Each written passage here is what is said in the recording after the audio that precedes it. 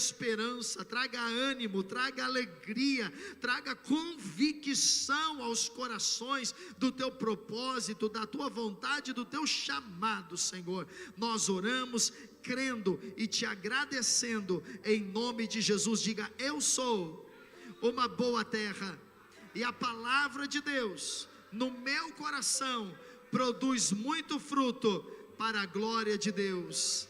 Amém e amém. Diga amém. Glória a Deus. Abra sua Bíblia no Evangelho de João, capítulo 11. Evangelho de João, capítulo 11. Hoje eu quero dizer que haverá ressurreição na sua vida. Você recebe essa palavra? Uma palavra profética para você. Vai ter ressurreição. Amém? Páscoa é o dia de nós falarmos sobre ressurreição. Amém? Jesus ressuscitou. Amém? E nós vivemos debaixo deste poder de ressurreição. Talvez você ainda não saiba o que é a Páscoa. Eu não vou pregar sobre isso, mas é importante que você saiba que a Páscoa judaica, ela é a comemoração da saída do povo de Israel do Egito. Na noite da Páscoa, lembre-se que eles mataram o cordeiro, comeram o cordeiro, aplicaram o sangue do cordeiro nos umbrais das portas, e o anjo da morte passou e não entrou na porta, não entrou na casa de nenhum do povo judeu. Eles saíram conduzidos, por Moisés, com ouro, com prata, curados das suas enfermidades, abençoados, atravessaram o Mar Vermelho e caminharam rumo à terra prometida. Amém, amados? Essa é a Páscoa judaica. Não é essa Páscoa que nós comemoramos. Nós comemoramos a Páscoa que aponta para o Cordeiro de Deus, para a ressurreição do Senhor Jesus Cristo. Amém? E você sabe que Jesus, na noite da Páscoa, ele tomou o cálice, ele tomou o pão, ele participou da ceia junto com os seus discípulos, e ele anunciou que ele veio, que ele morreria, mas que ele ressuscitaria também. Amém? Tudo isso foi no passado. Jesus veio, morreu, ressuscitou, mas hoje nós temos mais uma esperança. Nós esperamos a vinda do Senhor Jesus. Amém? Sabemos que em breve ele virá nos buscar. Amém? E a história de Jesus sempre foi uma história de ressurreições.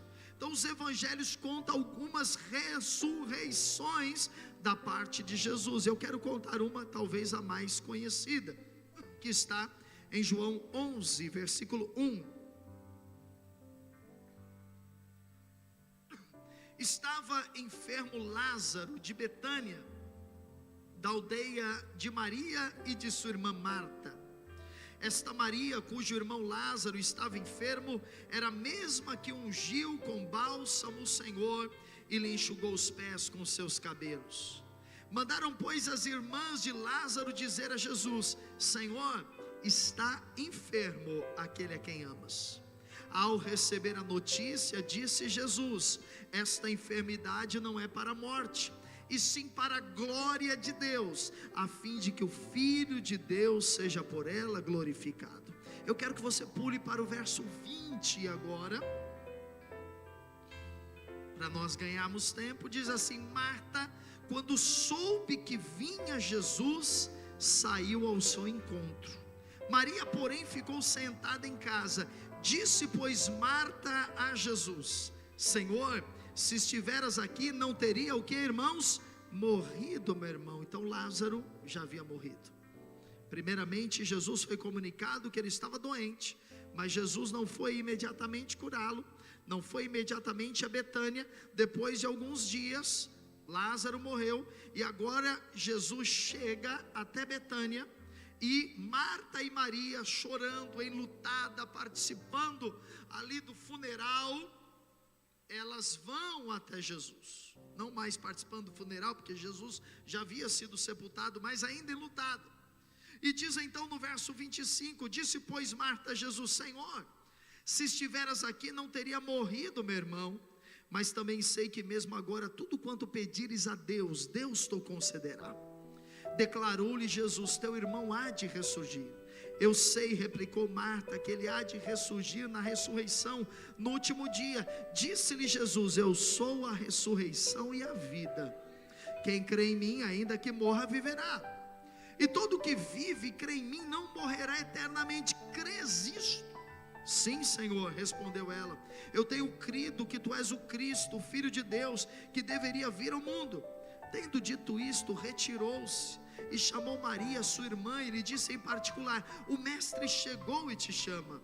Ela, ouvindo isto, levantou-se depressa e foi ter com ele, pois Jesus ainda não tinha entrado na aldeia, mas permanecia onde Marta se avistara com ele. Os judeus que estavam com Maria em casa e a consolavam, vendo-a levantar-se depressa e sair, seguiram-na, supondo que ela ia ao túmulo para chorar. Quando Maria chegou ao lugar onde estava Jesus, ao vê-lo, lançou-lhe aos pés, dizendo: Senhor, se estiveras aqui, meu irmão não teria morrido. Jesus, vendo-a chorar, e bem assim os judeus que acompanhavam, agitou-se no espírito e comoveu-se, e perguntou: onde o sepultastes? Eles lhe responderam: Senhor, vem ver. Jesus chorou. Esse é o menor versículo da Bíblia, para a sua curiosidade. Então disseram aos judeus: vede quanto amava. Mas alguns objetaram: não podiam ele que abriu os olhos ao cego fazer que este não morresse? Jesus, agitando-se novamente em si mesmo, encaminhou-se para o túmulo. Era este uma gruta, e cuja entrada tinha posto uma pedra. Então ordenou Jesus: tirai a pedra. Disse-lhe Marta, irmã do morto: Senhor, já cheira mal, porque já é de 4 dias. Respondeu-lhe Jesus: não te disse eu que se creres verás a glória de Deus? Tiraram então a pedra. E Jesus, levantando os olhos para o céu, disse: Pai, graças te dou porque me ouviste. Aliás, eu sabia que sempre me ouves, mas assim falei por causa da multidão presente, para que creiam que tu me enviaste. E tendo dito isto, clamou em alta voz: Lázaro, vem para fora. Saiu, aleluia, saiu aquele que estivera morto, tendo os pés e as mãos ligados com ataduras, e o rosto envolto num lenço. Então lhes ordenou Jesus: desatai-o e deixai-o ir. Muitos, pois, dentre os judeus que tinham vindo visitar Maria, vendo o que Jesus fizera, creram nele. Aleluia. Irmãos, você talvez já passou pela experiência de perder uma pessoa amada, perder um ente querido. Isso é muito difícil. Pessoas às vezes levam meses e algumas até anos para se recuperarem. Algumas não conseguem se recuperar daquele luto, precisam de ajuda, de apoio especializado. Eu não quero falar sobre esse tipo de morte.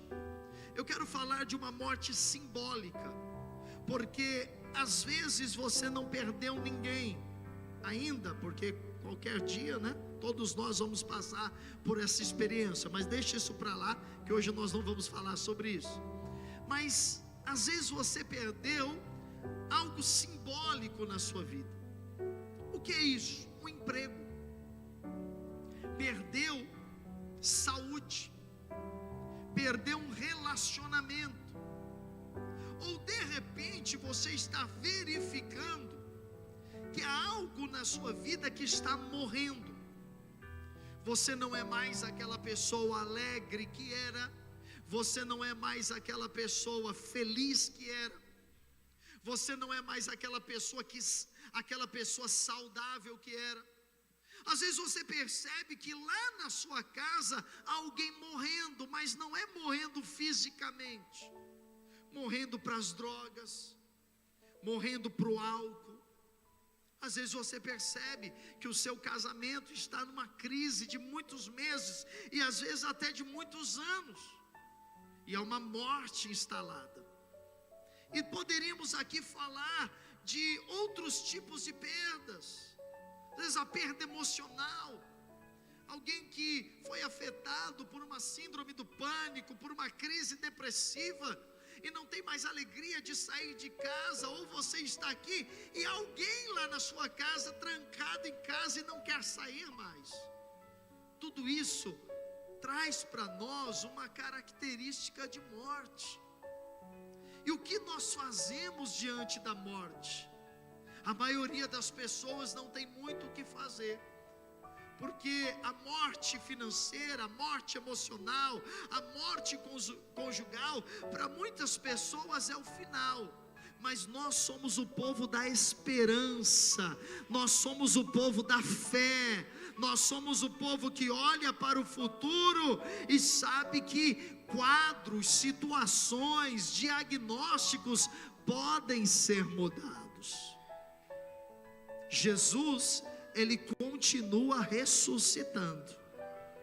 Ele continua ressuscitando famílias, Ele continua ressuscitando a saúde, Ele continua ressuscitando finanças, Ele continua ressuscitando ministérios, Ele continua ressuscitando pessoas.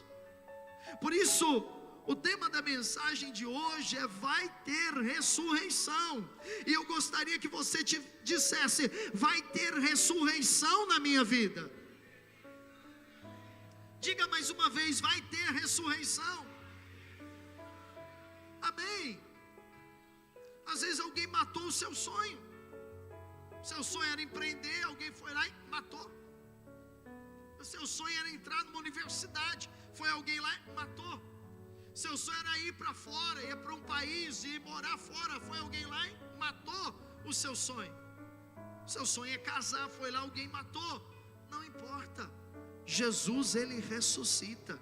E sabe por que Jesus ressuscita? Porque Jesus, em primeiro lugar, eu quero falar de 3 coisas que Jesus faz para ressuscitar. Primeiro, Jesus ressuscita porque Ele é um Deus presente. Guarde isso: Jesus é um Deus presente. Você precisa guardar isso. Quando eu falo que Jesus é um Deus presente, eu não estou falando nem do passado, nem estou falando do futuro. Eu estou dizendo que Jesus está conosco hoje. Jesus está conosco agora. Ele é presente hoje, Ele é presente agora. Eu fiquei imaginando o que aconteceu em Betânia naqueles dias, e eu queria que você imaginasse junto comigo. Lázaro adoece. Betânia era um lugar que Jesus frequentava. Betânia ficava a 3 quilômetros de Jerusalém, e Jesus com muita frequência ia a Betânia, e hospedava-se em uma casa de um homem chamado Lázaro, e de 2 irmãs. Eles eram 3 irmãos: Lázaro, Marta e Maria. E Jesus ia àquela casa porque ele era bem recebido, ele era bem cuidado, ele era acolhido naquela casa.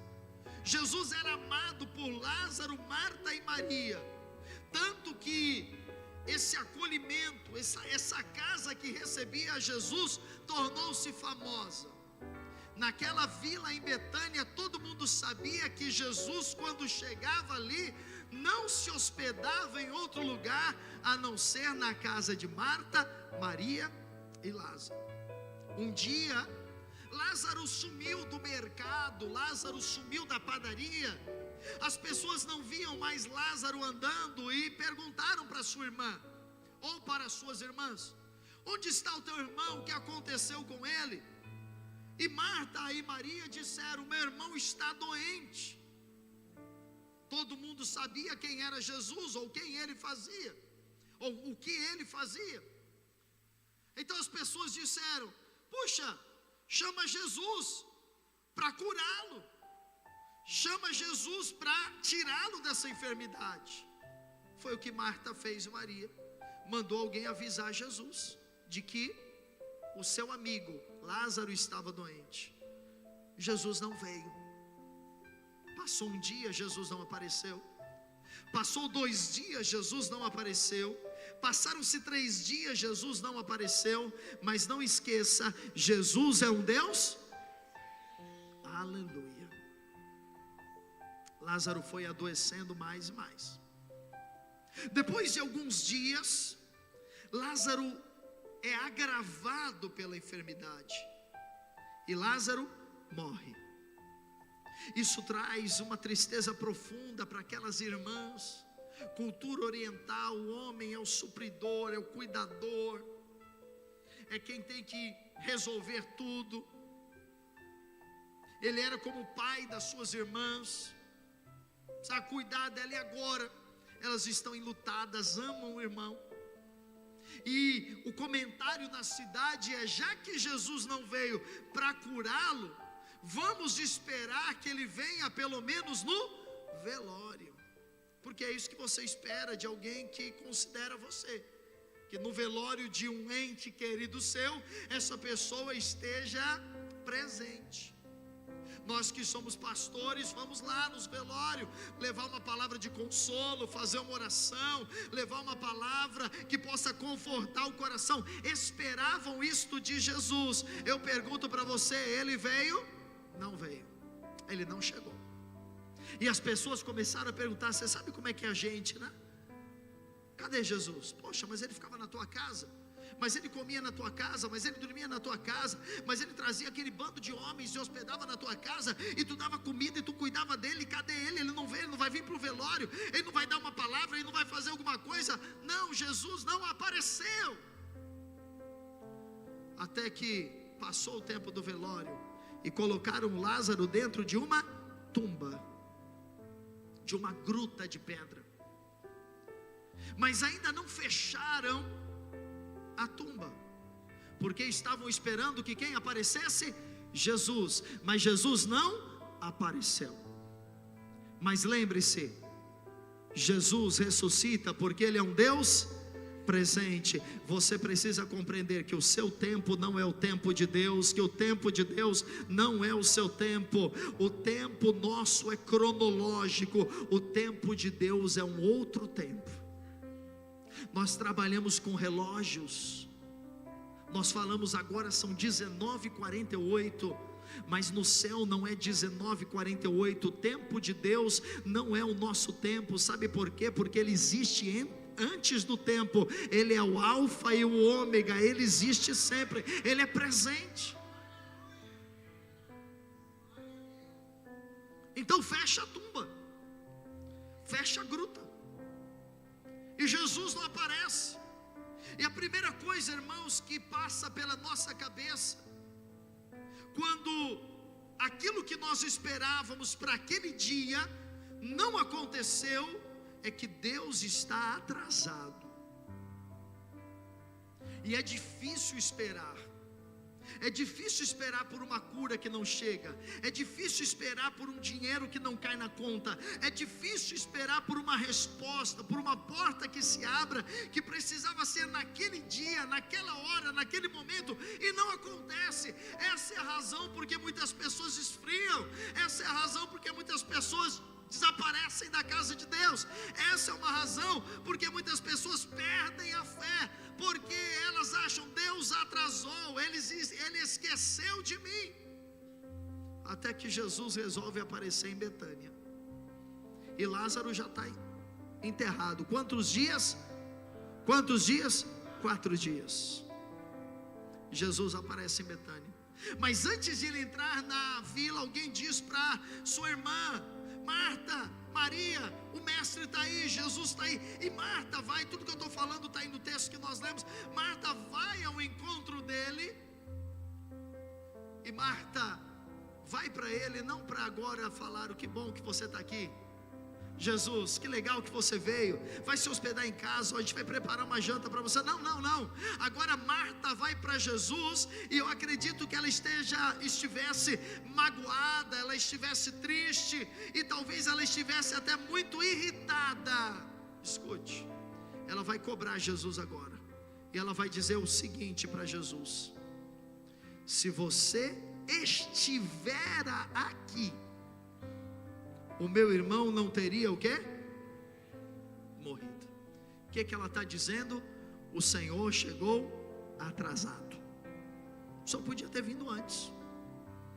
O Senhor poderia ter vindo há 4 dias atrás. Quem conhece Jesus sabe que Ele não atrasa. Quem conhece Jesus sabe que Ele tem o tempo perfeito, tem a hora perfeita. Diante disso, diante do que Marta diz, lá no verso 23, põe para mim, Jesus responde para ela: declarou-lhe Jesus: teu irmão há de ressurgir. Eu sei, replicou Marta, que ele há de ressurgir na ressurreição no último dia. Disse-lhe Jesus: eu sou a ressurreição e a vida. Primeira coisa que Marta disse: se você estivesse aqui, passado, não teria acontecido. Mas eu sei que no futuro, meu irmão ressuscitará. Veja que há um vácuo entre o passado e o futuro. A resposta de Jesus não aponta nem para o passado, nem aponta para o futuro. Jesus diz: eu sou agora, eu sou hoje, eu sou no tempo presente. Sabe o que ele está dizendo? Eu não atraso o que eu tenho para fazer na sua vida, eu não atraso o que eu tenho para fazer no seu casamento, eu não atraso o que eu tenho para fazer no seu ministério, eu não atraso o que tenho para fazer nas suas finanças, eu não atraso, eu sou um Deus presente, hoje, presente. E você precisa caminhar debaixo dessa palavra.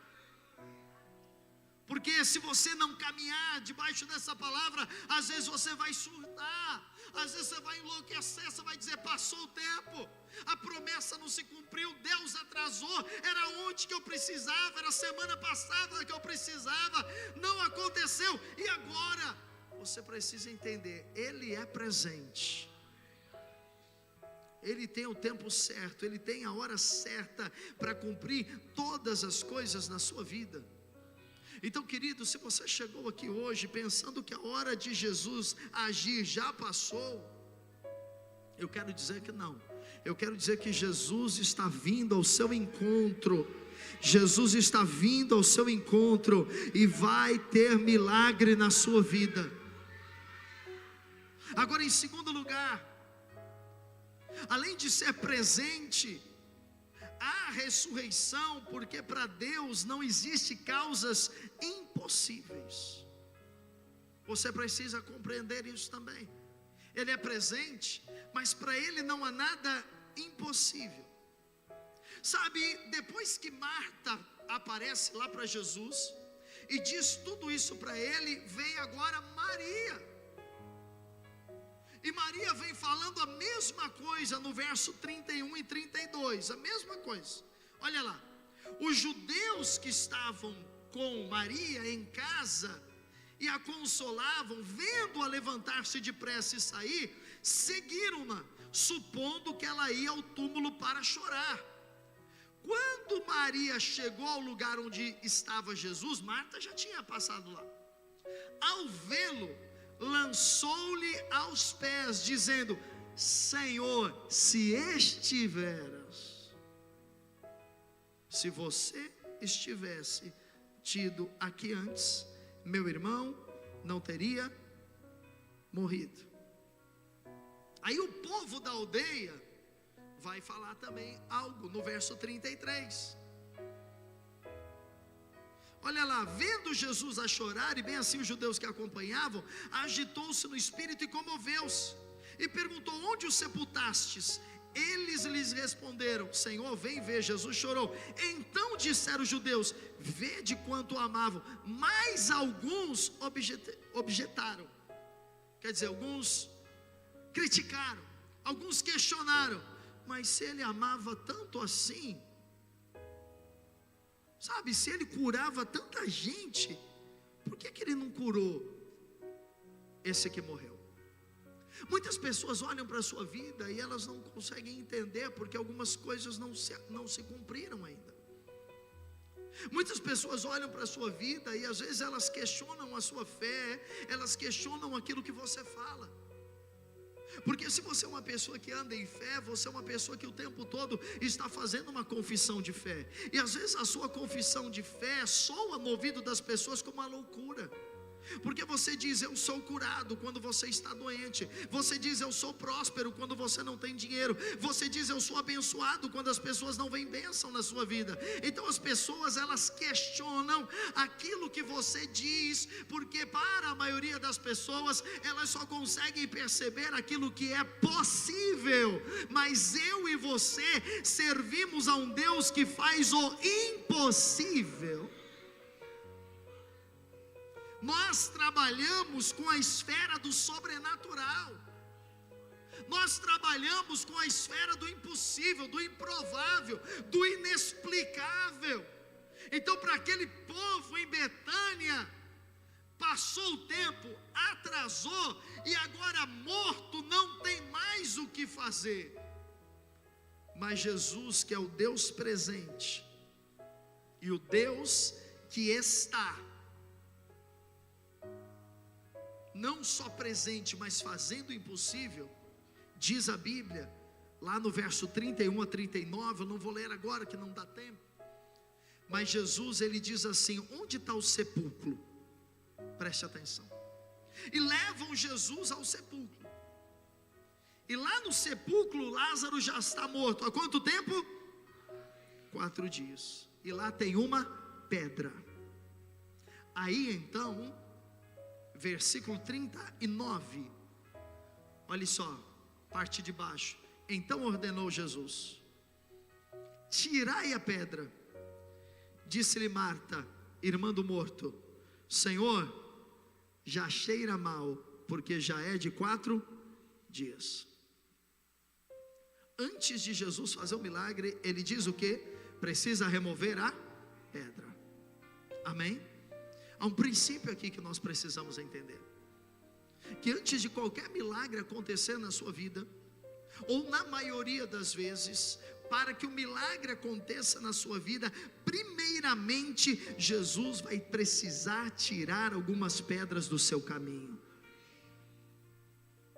E pedras apontam para aquilo que nós não queremos que seja removido, porque é pesado, e nós carregamos muitos pesos, às vezes durante muitos anos. Tem coisas que nós não queremos que mexa na nossa vida, porque cheira mal. Não tira a pedra porque cheira mal. É coisa apodrecida, que nos tira da posição da bênção e do favor. São mágoas, são ressentimentos, que muitas vezes nós carregamos, e que nós colocamos pedras para que as pessoas não vejam, para que o odor não saia. Mas Jesus vai precisar remover isso na nossa vida. Sabe, querido, toda área da sua vida que você diz: aqui ninguém toca, aqui ninguém mexe, aqui ninguém fala nada, é nessa área que Deus vai ter que tratar com você. É nessa área que o Senhor vai ter que te curar, te libertar, te transformar. Vai ter que mexer na ferida. E dói, não dói? Dói.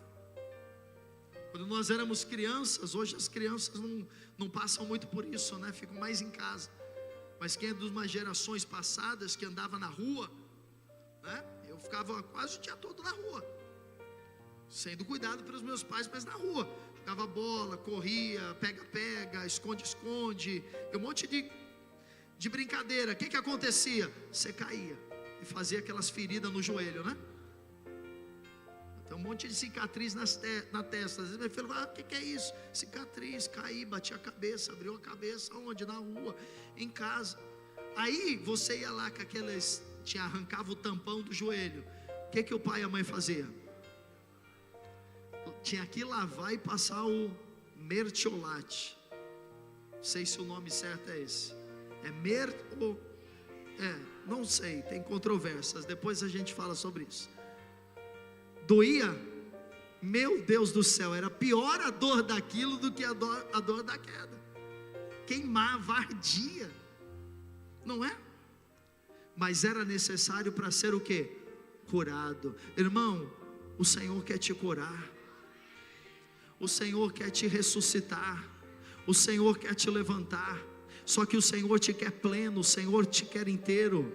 O Senhor não quer você quebrado, o Senhor não quer você viciado, o Senhor não quer você amargurado, o Senhor não quer você cheio de ranço no seu coração, o Senhor não quer você perturbado, o Senhor quer você completo. E Ele, antes de fazer um milagre na sua vida, Ele vai te curar. Antes de chamar a vida, Ele vai remover a pedra e vai cheirar mal, mas depois disso vem coisa grande, poderosa, gloriosa na tua vida. Então, se você está no momento em que você está sendo tratado por Deus, é tribulação, é perseguição, é calúnia, é dificuldade, é luta, Deus está trabalhando você, mas em poucos dias Ele vai dar uma ordem: saia Lázaro, e então virá a bênção, a glória, o milagre completo da parte do Senhor. Aleluia. Quando Jesus está diante do sepulcro, e Ele então diz para a pedra sair, para alguém remover a pedra, e Jesus então diz: Lázaro, vem para fora. Jesus, Ele é a palavra, Ele é o verbo que se fez carne, amém? Ele é a palavra revelada, Ele é o próprio Deus. Quando Jesus diz Lázaro, vem para fora, você precisa entender o que vai acontecer agora. Porque Jesus, Ele tem que dar uma ordem horizontal, Ele precisa falar para o Lázaro. Mas o corpo de Lázaro já está apodrecido, porque nas próximas 6 horas depois da morte de uma pessoa, os processos que vão acontecendo no corpo são terríveis. O sangue para de circular imediatamente após a morte, mas em 6 horas o corpo já começa a ficar gelado, enrijecido, órgãos vitais vão estourando, veias vão estourando, vai começando a cheirar mal. Depois de 2, 3 dias já tem verme, já tem bichos que começam a comer o corpo. Em 4 dias aquele corpo já está muito debilitado, já está bem deteriorado.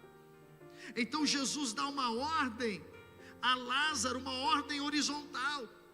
E para Lázaro ressuscitar, o impossível vai precisar acontecer. Sabe por quê? O sangue vai precisar voltar a circular no corpo de Lázaro, os órgãos vão precisar reviver, amém? Os bichos vão ter que sair do corpo de Lázaro e ir para outro lugar.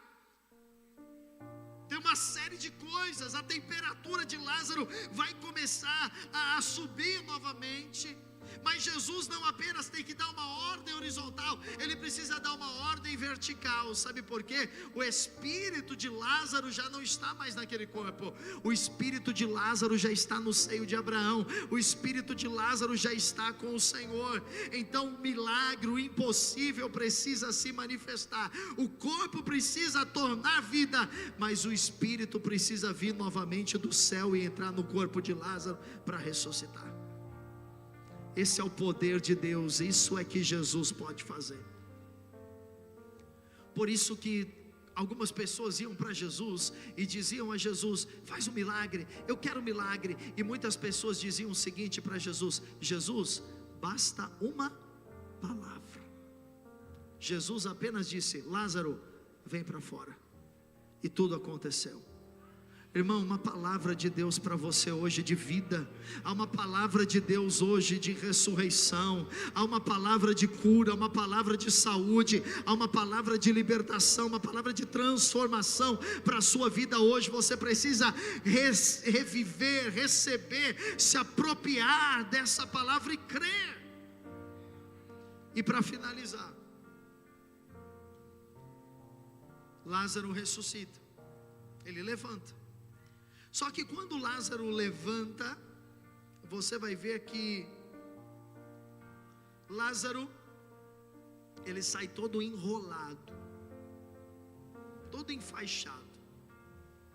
Jesus o chamou, mas ele ressuscitou enrolado.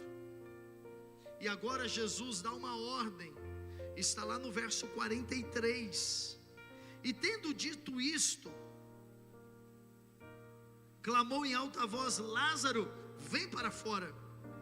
Saiu aquele que estivera morto, tendo os pés e as mãos ligados com ataduras, e o rosto envolto num lenço. Então lhes ordenou Jesus: desatai-o e deixai-o ir. Quem tirou as faixas de Jesus? Não, de Lázaro, não foi Jesus. Quem desatou Lázaro não foi Jesus. Jesus disse para os amigos, os discípulos, a família de Lázaro: olha, agora você vai precisar se desenrolar.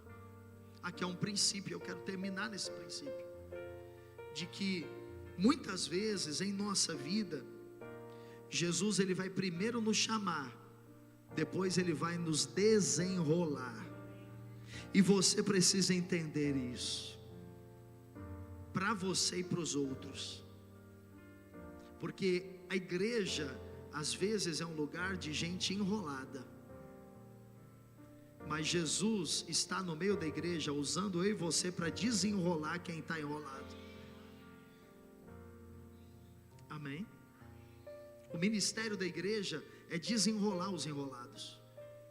Tem gente que está enrolado no pecado, tem gente que está enrolado nas suas crises, nas suas lutas, tem gente que está enrolado no seu caráter, no seu temperamento, e ele precisa ser liberto. E quem faz isso não é Jesus, é a igreja. Por isso que a igreja é tão importante, por isso que nós precisamos sair da ideia de que igreja não é necessário, de que eu posso viver desigrejado. Não é verdade.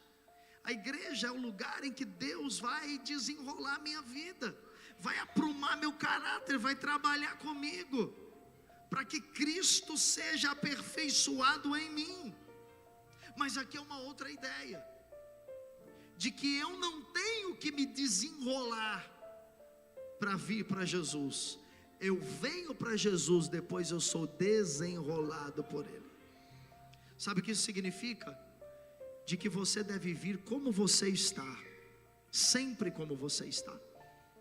Há muitas pessoas que dizem: eu não vou na igreja, só vou na igreja quando eu parar com os vícios, eu só vou na igreja quando eu parar de fumar, eu só vou na igreja quando eu parar de beber, eu não vou na igreja, primeiro eu preciso deixar esse pecado. Não é verdade. Pelo contrário, a Bíblia convida, ela diz: vinde a mim, os que estão cansados, oprimidos, sobrecarregados, eu vou aliviar vocês. Venham como vocês estão, eu vou aliviá-los, vou curá-los, vou abençoá-los. A maior mentira que o diabo põe na mente das pessoas é que elas precisam primeiro estar com a vida certinha para depois vir para Deus. Não é verdade. Nós chegamos como estamos, e o Espírito Santo começa a trabalhar na nossa vida. Ele vai nos transformando, Ele vai mudando a nossa história.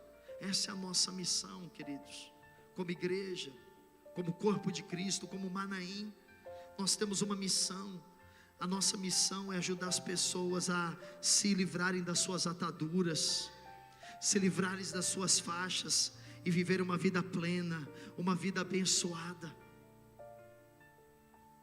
O que acontece é que quando Lázaro sai, então o desenrolam e diz no último versículo de hoje, o versículo 45, põe lá para mim, por favor. Muitos, pois, Lázaro ressuscitou, aleluia.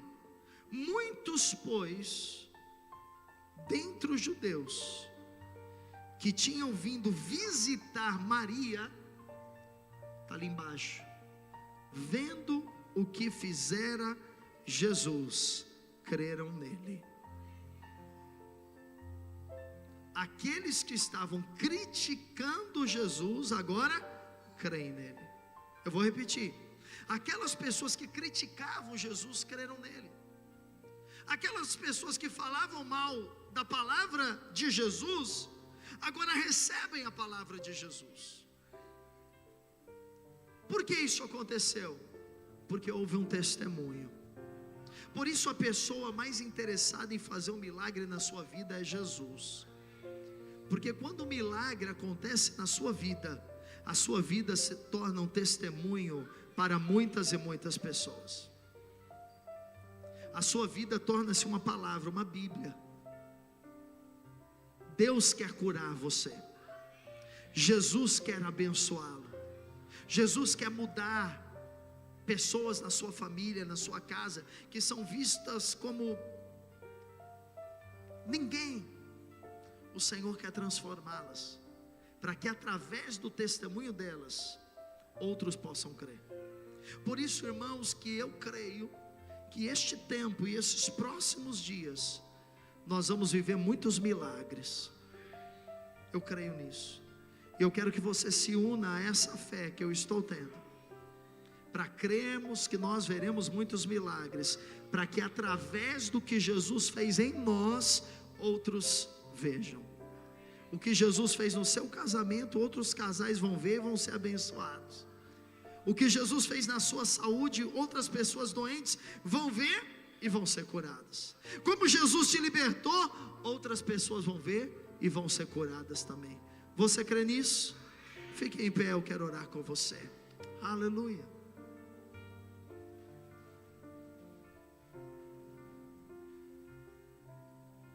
Aleluia. Se você quiser levantar